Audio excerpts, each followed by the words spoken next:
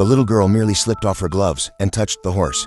Now, unexpectedly, the horse collapsed instantly, dead on the spot. The girl's name was Mary. Since childhood, her mother had made her wear gloves, whether eating or sleeping.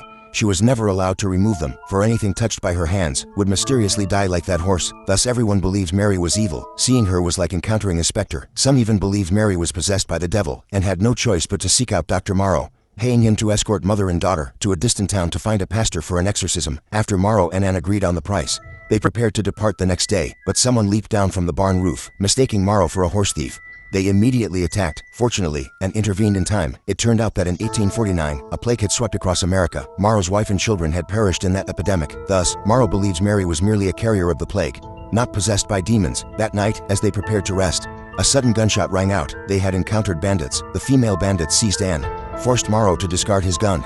At first, they thought the bandits only sought loot, but after taking their belongings, they attempted to abduct Anne's daughter. Fortunately, Ron suddenly leaped from a tree. During his struggle with the male bandit, his gun accidentally discharged, striking the female bandit squarely in the eye. Realizing the danger, they fled in haste, leaving behind all their food and water. Deprived of sustenance, they trudged through the desert. Soon, Marie suffered severe dehydration. The next morning, Morrow rose early, collecting dew still clinging to rocks, to barely hydrate Marie. He then examined her mouth. As a doctor, was convinced Mary carried a disease. Rather than being possessed by demons, they trekked through the wilderness for 3 days. Finally, a campsite appeared ahead. Upon reaching it, they found an elderly woman and her children. Fortunately, the woman had ample water and allowed them to replenish their supplies. Strangely, the woman's son wore a hood over his head, claiming he suffered from some incurable disease. Her daughter sat dumbly in a chair, showing no reaction whatsoever. It turned out that when they came to America to seek gold, they had been part of a large convoy of over 20 wagons and more than 10 families. After enduring 2 attacks, only a few of them remained. The first attack came from Native Americans,